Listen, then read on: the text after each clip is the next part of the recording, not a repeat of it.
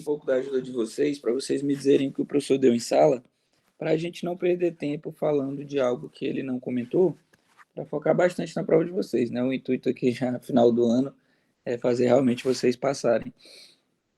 E aí, próximo ano, o que ficar faltando, a gente trabalha para o Enem. Beleza? Então, vamos lá. Só falando um pouquinho aqui de ímã, vocês devem ter visto com o professor Marcos que sempre que eu tenho uma carga em movimento, eu já estou gerando um campo magnético, né?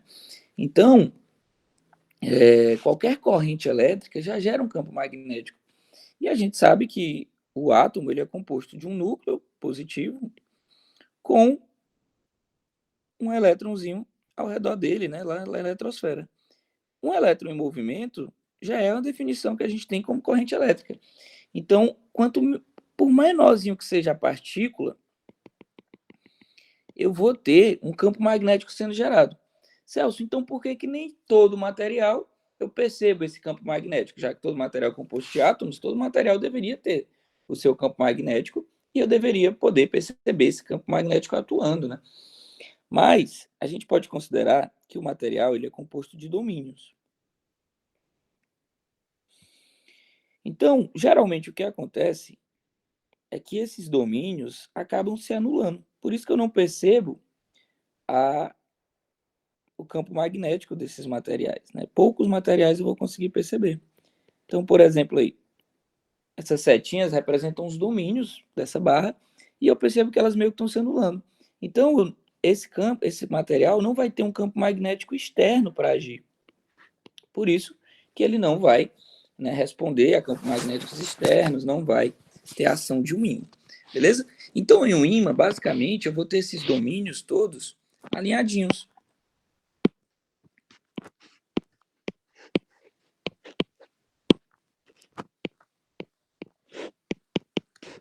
E aí, quando isso acontece, ele gera o seu próprio campo. Eu vou perceber, né, o campo magnético dele, como a gente pode perceber aí. E aí, o que é que eu tenho que saber, então, de um ímã? No ímã, eu vou ter sempre que o campo magnético ele vai sair pelo norte e entrar pelo sul. Então, na minha imagem aí, eu vou ter que essa região aqui é o norte e essa outra é o sul. Sempre sai pelo norte e entra pelo sul. Beleza? Essa é a definição mais básica. E aí, entendendo essa questão de que nos próprios átomos eu vou ter, por menor que seja a partícula, né, eu já vou ter o campo magnético sendo gerado, eu entendo que é impossível, é inseparável os polos de um ímã. A gente chama de inseparabilidade dos polos. Por quê? Por mais que eu tente quebrar o meu ímã, é a nível atômico, pessoal, esse campo magnético. Então, se eu tenho que isso aqui é um norte e um sul, e eu corto o meu ímã, meu resultado vai ser dois ímãs menores, respeitando esse norte e sul. Porque o norte e o sul vem simplesmente da ideia de que o campo vai estar saindo pelo norte e entrando pelo sul. Beleza? Então, essa é uma das propriedades do meu ímã. Aí, se eu cortasse de maneira transversal, aconteceria a mesma coisa. Tá?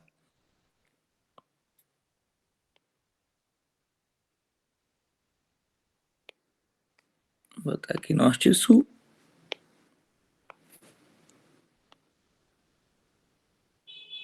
Se eu cortasse assim o meu ímã, meu resultado seria dois ímãs menores, respeitando, né, igualmente.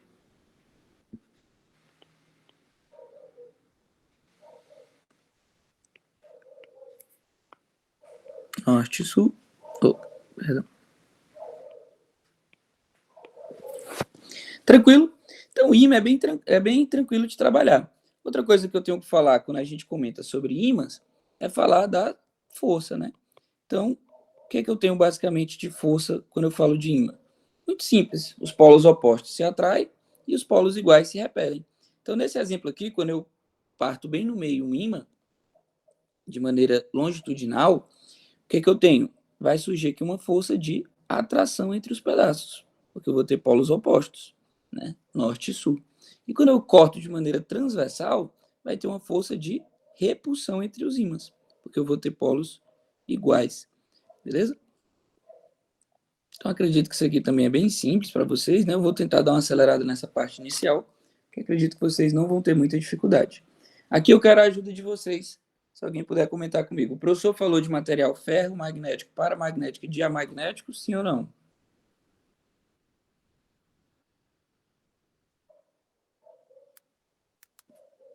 E aí, pessoal? Falou não. Falou não, né? Então, pronto, podemos pular isso aí. Ele falou de campo magnético terrestre. Falou. Falou, né? E falou de bússola. Show. Então, vamos começar falando da bússola. A bússola é bem simples. A bússola, ela vai sempre se alinhar, né, com o campo externo. Então, o que eu vou ter aqui? Vamos desenhar um ímã. De ímã, o que é mais importante saber? De forma bem simples, o campo sai pelo norte e entra pelo sul. Então, vamos representar. Ele sai pelo norte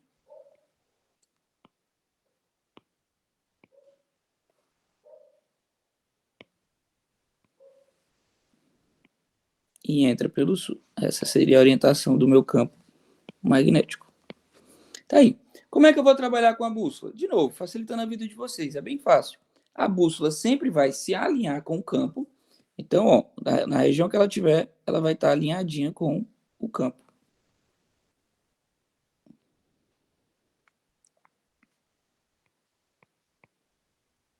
Tá aqui, ó, independente de onde eu botar, ela vai se alinhar com a linha do campo naquela região. Beleza. E como é que vai ficar o norte dela? O norte dela sempre vai estar apontando no sentido do campo. Opa, aqui embaixo eu representei errado, né? Sai do norte e entra pelo sul. Pronto. Então, o norte dela sempre vai estar apontando no sentido daquela linha. Então, aqui, ó, nessa região, tá da esquerda para a direita, então o norte dela vai estar bem aqui.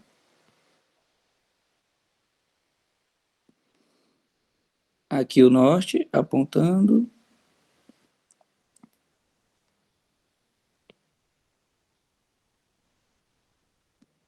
De maneira bem simples, é assim que eu vou trabalhar com a bússola. Então, cai uma bússolazinha lá, né? Ele me dá uma bússola desse jeito. O que é que eu sei? Que essa bússola está apontando no sentido do campo, né? Ela está alinhada com o campo e apontando no sentido da linha. Então, esse é o sentido do campo magnético. De forma bem simples, é isso aí que vocês têm que saber sobre bússola. Beleza? Falando da Terra, né, a Terra em si, ela é um grande ímã. Tá? E aí causou-se uma pequena confusão, que vocês vão entender agora, é bem simples também. Vamos desenhar aqui o planeta Terra. Deixa eu pegar ele, trazer um pouquinho para cá. Pronto. E aí vamos desenhar as linhas de campo da Terra. Tá? Então, ela é um grande ímã, ela vai ter as suas linhas de campo. Tá aí. E aí o que acontece? Vamos desenhar aqui o norte e o sul magnético da Terra. Então vamos dizer que aqui é o norte magnético e aqui é o sul magnético. O que é que eu sei? Que as linhas saem do norte e entram pelo sul. Então tá aí, sai do norte e entra pelo sul. Aqui embaixo não deu para desenhar, né? Mas tranquilo. De boa. E aí, quando eles pegaram uma bússola, eu não vou colocar aqui em cima, né? Porque é um desenho tridimensional, eu vou botar aqui do lado, tá? O certo seria eu colocar uma linha aqui de forma tridimensional, passando por cima da Terra, e aí eu colocar a bússola aqui. Mas aí ficaria um pouco mais difícil o entendimento de vocês. Então, eu vou colocar aqui do ladinho mesmo, não tem problema, né? Vai dar na mesma. E aí, eles pegaram a bússola e colocaram aqui. Eu já sei que a bússola ela se alinha com o campo. Vou fazer a bússola um pouquinho mais pro lado aqui. Ela se alinha com o campo, tá aí, e eu sei que o norte dela está sempre apontando no sentido dessa linha de campo. Então tá aqui, o norte da bússola. Mas o que eles fizeram então? Eles disseram que a bússola aponta para o norte, não é isso? Então, se ela está apontando para baixo, quer dizer que o norte aqui da Terra está para baixo. Esse é o norte geográfico. E em cima ficou então o sul geográfico. Então percebam que falou da Terra é bem simples. O norte magnético é o sul geográfico é o norte magnético, né? O norte geográfico é o sul magnético. Então, ó, norte magnético igual a sul geográfico e norte geográfico igual a sul magnético. Beleza? Todo mundo conseguiu entender isso aí? Acho que é bem tranquilo, né? Vamos aqui para algumas questõezinhas que eu separei para vocês, para a gente fazer sobre ímã, só para facilitar a vida de vocês. Vocês vão ver que é cobrar de forma bem simples. Tá?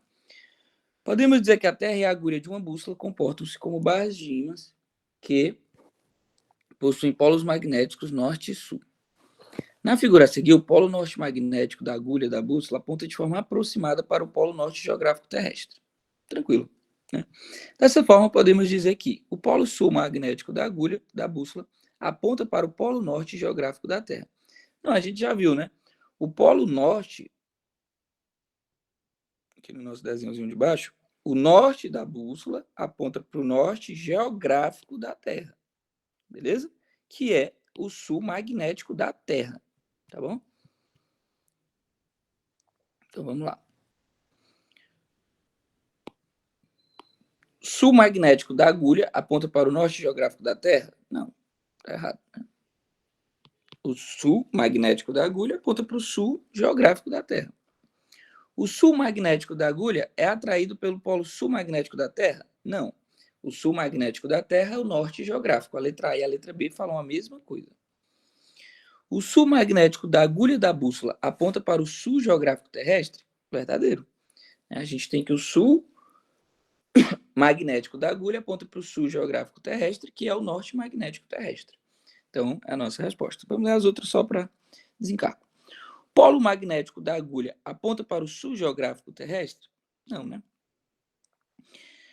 O polo norte magnético da agulha aponta para o polo norte geográfico terrestre. Os polos magnéticos da agulha são atraídos pelos polos magnéticos terrestres de mesma denominação. Não, ficou oposto, né? O norte da agulha fica para o sul magnético da Terra. Então, nossa resposta é a letra C. Se tiver alguma dúvida, pessoal, eu sei que é meio chato ficar desmutando, né, para responder, então eu não vou ficar perguntando muito.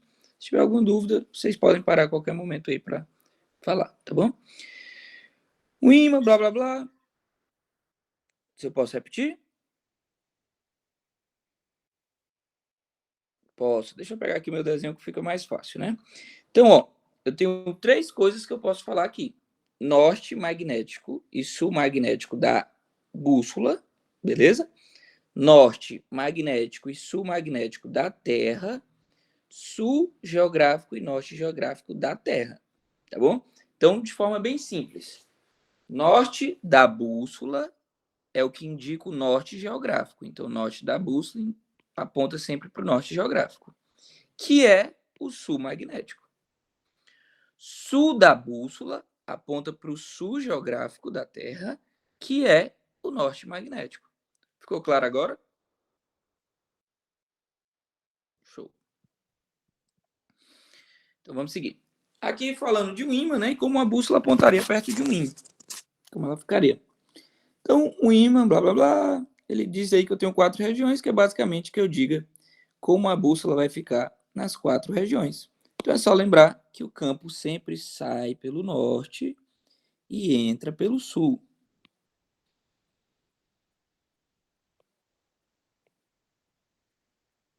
Então, tá aí, desenhei mais ou menos, né, o campo. E a bússola sempre se alinha com esse campo e aponta no sentido dele. Então, a bússola que está aqui na região 3 se alinha com o campo e aponta no sentido dele. Ficaria assim. Né? Vamos ver aqui. Não, fiz do 3, né? Então, o 3 aqui, ó, esse está correto. Esse está correto. Esse está correto. Esse está errado. E esse está correto. Beleza. Vamos ver o 1 também, que é bem simples, né? Se alinha com a linha e aponta no sentido dela. Tá aí. Então, vamos ver aqui o 1, se a gente eliminar alguma alternativa.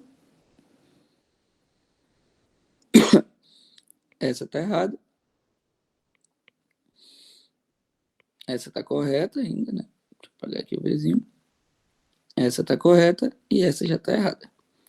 Então, eu fiquei com as letras B ou C. Eu posso fazer para o 2 e para o 4, né? Elas vão ficar basicamente iguais. Você alinha aqui e aponta no sentido da linha. Então, 2 e 4 vão ficar apontados para a esquerda. Vamos ver qual das duas eu tenho essa resposta. Opa, perdão.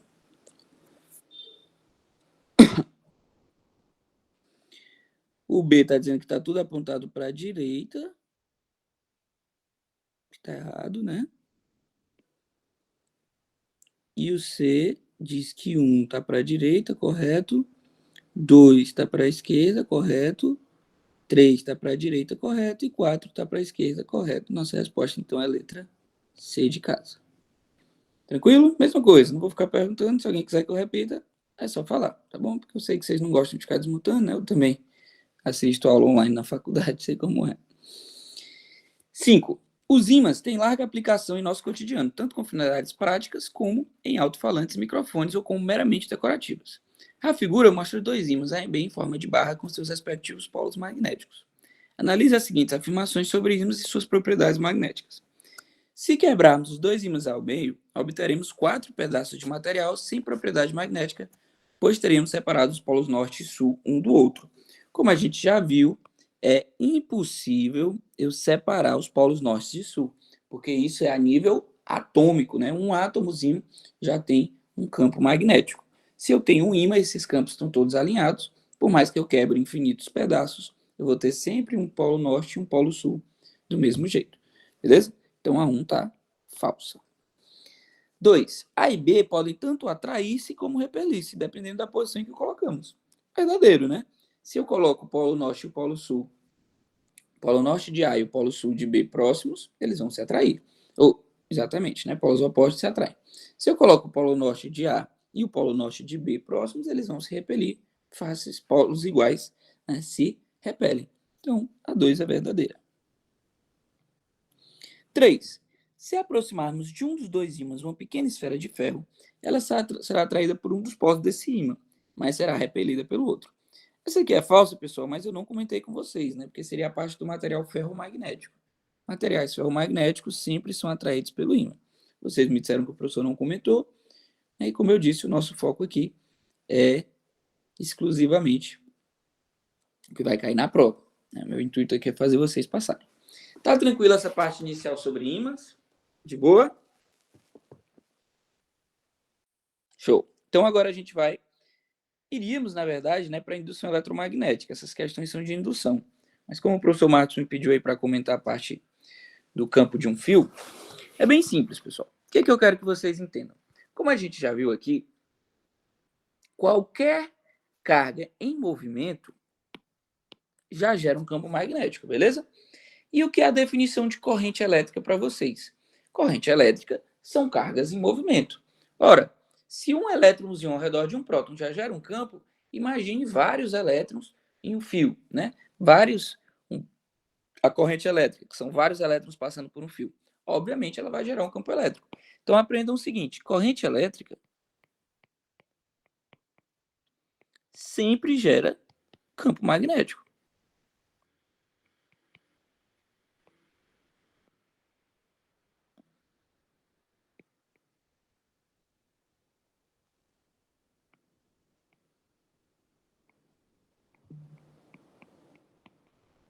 Sempre gera. Então, se eu tenho um fio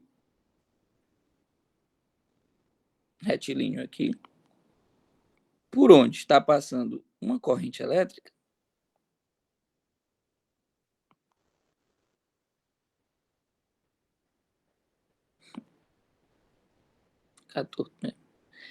se eu tenho um fio por onde está passando uma corrente elétrica, digamos aqui que ela está para cima, vai estar gerando um campo magnético. E a gente tem como calcular esse campo magnético. O que é que eu vou mostrar aqui para vocês? Primeiro, vou precisar aqui da ajuda de vocês. Existem 4 situações que geralmente os professores botam para a gente calcular. Eu quero saber se ele deu as 4 para vocês. Vou já escrever, dizer o nome aqui delas. E aí vocês vão me responder. A primeira é o fio condutor retilíneo. A segunda é uma espira. A terceira é um solenoide. E a quarta, uma bobina chata. Professor, deu as quatro? As quatro, né? Tranquilo. Pelo que ele botou lá, o que vai ser cobrado é esse primeiro. Mas acredito que, né, é importante vocês saberem as quatro para não correr risco de errar. Então aqui, pessoal, de forma bem simples. Essa parte, né, os meninos lá no terceiro ano, no pré, sempre tem uma dificuldade muito grande, porque são quatro equações, basicamente, que eles têm que decorar. Né, e vocês, no caso. Mas a verdade é que se a gente entender, fica muito mais simples de decorar essas quatro equações. E o que eu quero que vocês entendam? O que está gerando o campo magnético é a corrente elétrica. Então, por lógica, quanto mais intenso for essa corrente, mais intensa é o campo magnético. Então, eles são proporcionais, beleza? Como é que eu digo que A é proporcional a B matematicamente? Como é que eu posso escrever isso? Basta eu dizer que A é igual a K vezes B. É uma constante vezes B. Toda fórmula matemática é assim que a gente escreve. Quando eu quero dizer que algo é proporcional, é uma constante, né? A é igual a uma constante vezes B. Tranquilo. Então, se eu acabei de entender, por lógica, que o campo ele é proporcional à corrente, a fórmula, a cara dessas equações vão ser todas iguais. Vai ser assim, ó, o campo ele é igual a uma constante vezes a corrente. Só que aí eu tenho mais um fator aqui que eu vou analisar. Que fator é esse? É o seguinte, na cabeça de vocês, pensem aí, podem responder só na mente de vocês. Quanto mais distante eu tiver do local onde essa corrente está passando, mais forte ou mais fraco vai ser o campo. Então, obviamente, né, mais fraco vai ser o campo. Igual o campo elétrico lá que vocês aprenderam. Quando aumenta a distância, diminui o campo. Aqui é igual. Então, eu vou dividir aqui, vai ser inversamente proporcional por uma distância. Todas as fórmulas vão ter essa carinha aqui. Então, fica mais fácil de decorar quando eu entendo isso. É proporcional à corrente e inversamente proporcional a alguma distância. Aí, o que vai dificultar, né, que se tornam quatro fórmulas diferentes, é que distância é essa. Beleza? Mas vamos analisar aqui cada um dos casos. O professor Marcos ensinou para vocês a regra da mão direita para ver o sentido do campo magnético. Mas ele ensinou só com força, né?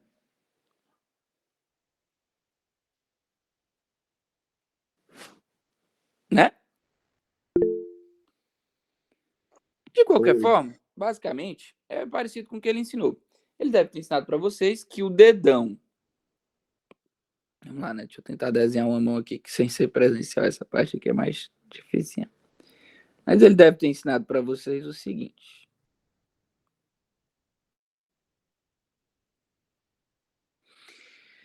Que o dedão é onde eu vou colocar aqui para vocês. Vocês colocavam lá o sentido, né, da carga, a velocidade dela, ou a corrente. Para a gente aqui vai ser a corrente elétrica, tá bom?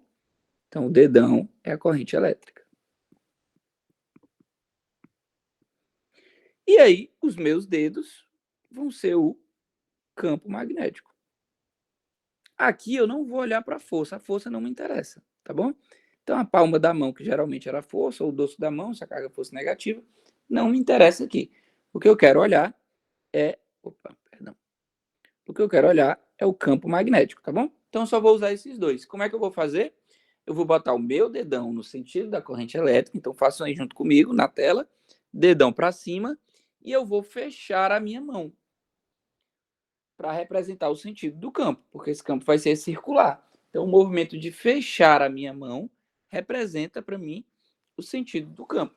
Então, se vocês fizeram aí junto comigo, eu boto meu dedão para cima e fecho minha mão, quer dizer que o campo ele está entrando por esse lado, a gente representa por um X, e está saindo do plano por esse lado. Todo mundo conseguiu ver isso aí? Sim ou não?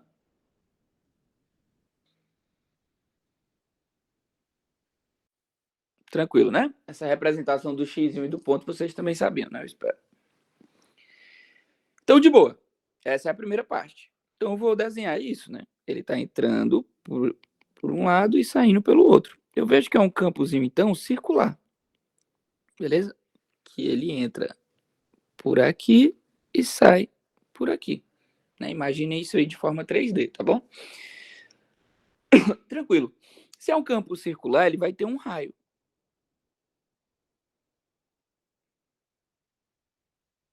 De boa. Então eu vou ter que, como sempre vai ter a mesma cara, o campo magnético vai ser uma constante. Que constante é essa, Celso? É a permeabilidade magnética, que eu vou chamar desse Uzinho, vezes o valor da corrente que está passando por ele, dividido pela área, pelo comprimento dessa circunferência que representa o campo. Então, dividido por 2πr. Tá bom? Celso, nas questões ele vai me dar esse raio? Não, ele não vai chamar de raio, tá, pessoal? O que ele vai dizer? Eu não tenho nenhuma questão separada aqui, né? Porque eu não ia dar essa parte, mas é só aplicar a fórmula, tá? Sempre que cai, é só aplicar a fórmula. O que ele vai me dizer? Calcule o campo no ponto A. Tranquilo. E ele vai me dar a distância até o ponto A. Essa distância, pessoal, é o raio, tá bom? Então, a distância até o ponto que ele quer que eu calcule é que é esse raiozinho aqui, tá? É só, então, vocês decorarem essa equaçãozinha e aplicar. Ele vai dar todos os dados para vocês, tá? Não se preocupem. É só aplicar a equação. Ele disse que essa aqui deve cair. Então, essa aqui vocês têm que saber. Né? Pela listinha que eu recebi, foi isso que ele disse. Mas falando aqui rapidamente dos outros, vai ter a mesma cara, tá? Vamos botar aqui um sentido da corrente só para vocês treinarem a regrinha que eu acabei de ensinar para vocês. Então, vou colocar aqui a corrente nesse sentido. Tá bom? Respondam aí para mim, alguém. O campo ele vai estar entrando ou saindo por dentro da espira, porque aqui o que nos interessa é o que passa dentro da espira. É só colocar a mão e fechar. Então, respondo aí mentalmente. Coloca o dedão no sentido da corrente, fecha a mão. Eu vejo que ela entra por aqui e sai por dentro da espira. Mas aqui só me interessa o que está acontecendo dentro da espira, tá bom? Então tá aí a corrente elétrica e o campo saindo por dentro dessa espira. Essa espira, ela tem um raio também. Ela tem um raio. E aí eu vou calcular como sendo igual, constante vezes corrente dividido por uma distância. Que distância é essa? Aqui o que me interessa é o que está dentro da espira. Então eu vou colocar o diâmetro dessa espira. Vou chamar então, vou botar aqui embaixo então 2R. Essa é a equação para espira. Ah, Celso, o que é um espira? Espira é um fio circular, tá, pessoal? Só isso. Então, só escrevendo aqui, espira, fio condutor retilíneo. Tá aí.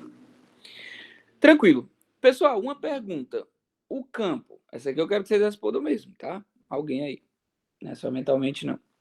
O campo, ele entra ou ele sai pelo... Desculpa, por onde é que o campo sai? De forma mais simples, é no norte ou é no sul? O campo sai do norte, não é isso? E aqui, eu não acabei de dizer que ele está saindo por dentro da espira? Todo mundo entendeu isso, né? Que ele está saindo por dentro da espira. Só seguir a regrinha da mão direita. Se ele está saindo por dentro da espira, eu posso dizer que aqui no centro dessa espira eu estou vendo um norte. Beleza? Que sentido está essa minha corrente? A minha corrente está no sentido anti-horário. Então, corrente no sentido anti-horário faz surgir um norte para quem está vendo de frente. Tá bom? Deixa eu botar isso aqui como uma observaçãozinha, porque a gente vai usar ela já já. Anti-horário faz surgir um norte. Horário faz surgir um sul. Beleza? Todo mundo conseguiu entender essa informação? Vai ser importante lá na frente, porque quando a gente for falar de indução, a dica que eu vou dar vai precisar disso aí. Todo mundo conseguiu entender? Ou alguém quer que eu repita? Tranquilo. Certo. Os outros dois aqui, pessoal, vou só escrever a fórmula realmente, tá? Principalmente a bobina chata, eu acho a mais difícil de todas de cair. Nem em vestibular ela é muito cobrada. O que é um solenoide? a gente aprendeu que a espira é um fio enrolado. Um solenoide são várias espiras, muitas mesmo. De forma que o comprimento desse solenoide é mais relevante do que o diâmetro das espiras, beleza? Então, o que vai aparecer para a gente na nossa distância é o comprimento desse enrolamento, ou solenoide, beleza? Então, eu vou escrever aqui que o meu campo é a permeabilidade vezes a corrente, sempre é igual, dividido por uma distância, que a distância vai ser essa, o comprimento do solenoide. Só que aqui tem uma observaçãozinha a mais. Como eu tenho várias espiras, pessoal, cada espira é como se gerasse um próprio campo, né? E como eu tenho várias, eu vou ter N espiras, eu vou multiplicar pelo número N dessas espiras. Tá bom? Tá aqui a equação. E aqui eu chamo de bobina chata, porque ela são várias espiras também, mas é um enrolamento pequeno, tá? Achatado. Então, esse diâmetro aqui, 2R, é mais relevante do que o comprimento desse enrolamento. Então, aqui também vai ser dividido por essa distância 2R. Então, igual, ó, permeabilidade vezes a corrente, dividido por 2R. Como eu tenho várias espiras, eu vou multiplicar pelo número N de espiras. Tá aqui. Não esqueçam que o professor, né, aparentemente apontou que essa que vai ser cobrada. Tá? Isso aqui vocês têm que saber, vai ser uma questão extremamente fácil, onde ele vai dar todos os dados só para vocês aplicarem e calcularem o campo, tá? Lembrando que eu acredito que o professor Marcos já falou, né, por isso que eu não estou comentando, campo é dado em Tesla, essa permeabilidade aqui vai ser dada no valor que vai conter o π, para cancelar o π, tá bom? Corrente em ampere, obviamente, raio em metro, tá bom? Ficou clara essa parte, pessoal? Posso avançar? Aqui eu não tinha separado nenhuma questão. Se sobrar tempo no final da aula, eu busco aqui uma para a gente fazer juntos. Tá bom? Mas eu posso avançar, porque a parte mais complicadinha é a próxima. Pode. Show! Então agora vamos falar, aqui já adiantando para vocês, é a parte mais importante para o Enem, tá bom? Todas as questões que já caíram do Enem, praticamente, são de indução eletromagnética. Por que é tão importante? Porque todo vestibular cobra, né? Não só Enem, os que querem ir FUVEST, Unesp, qualquer que seja o vestibular, vai ter uma questãozinha de indução eletromagnética. Por quê? Porque a indução eletromagnética é o que faz com que a gente tenha energia em casa, tá bom? Toda geração de energia, seja eólica, hidrelétrica, usina nuclear, termoelétrica, qualquer uma utiliza o princípio da indução eletromagnética. Então, o que é que a gente já aprendeu aqui, pessoal? Vamos aqui rapidinho pegar, só uma revisãozinha. Corrente elétrica sempre gera campo magnético. Mas e o oposto? Será que é verdade? O campo magnético ele sempre vai conseguir gerar corrente elétrica? E a resposta vai ser não. Não é sempre que o campo, vai conseguir gerar uma corrente elétrica. Precisa ter condições para isso acontecer. E que condição vai ser essa? Para entender isso, vamos primeiro falar do conceito de fluxo magnético, que é bem simples, tá? Mas, infelizmente, mais uma equaçãozinha para vocês decorarem, mas a ideia é bem simples. Vou pegar uma canetinha aqui um pouco mais grossa. Deixa eu ver se essa é melhor. Melhor. Pronto.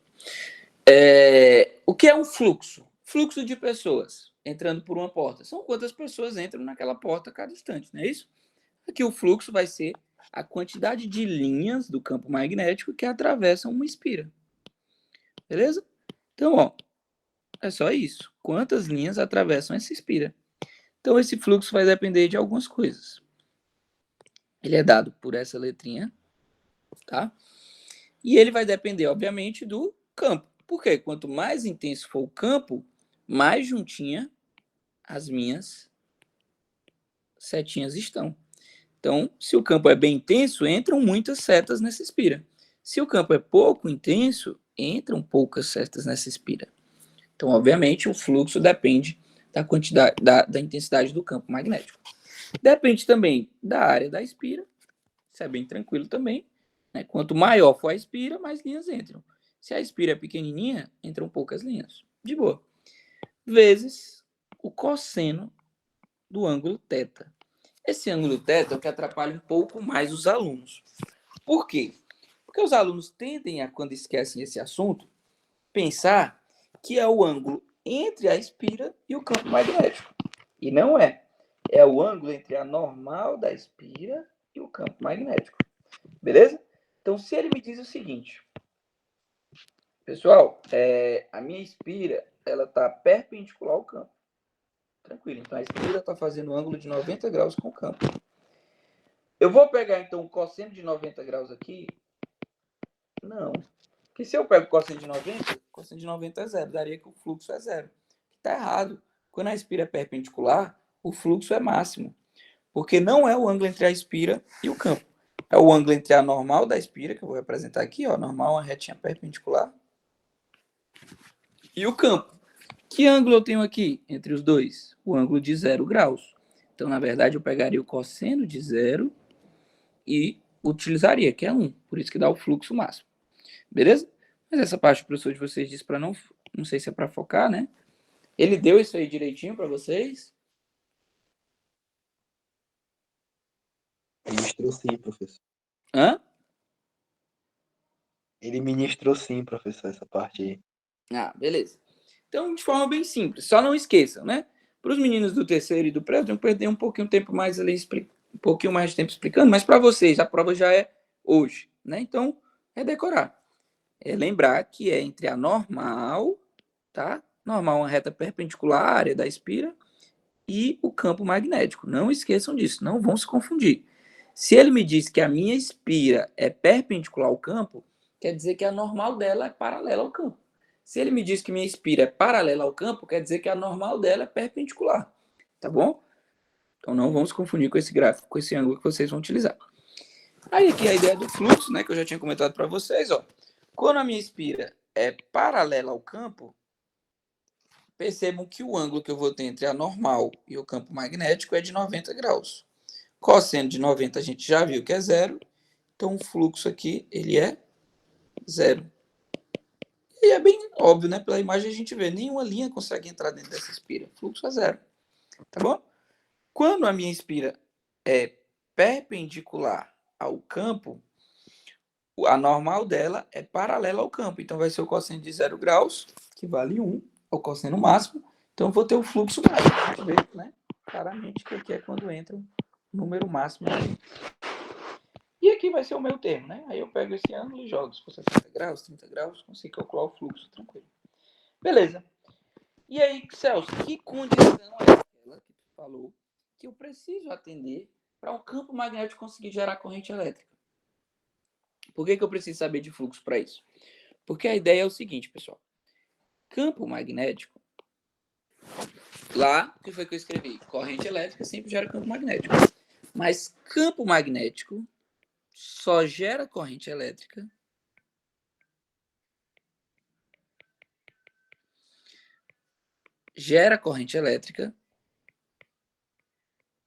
se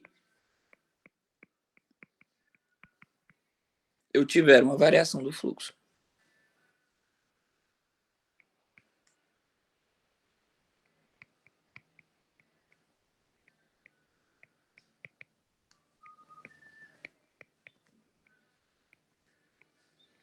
Então, se eu não tiver essa variação do fluxo, o campo não vai gerar corrente elétrica, beleza? Então, sempre que falar indução eletromagnética, o que é isso? É gerar uma corrente elétrica a partir de um campo magnético. Isso só acontece se eu tiver uma variação do fluxo. E de que forma eu posso variar esse fluxo? Ora, a gente já aprendeu.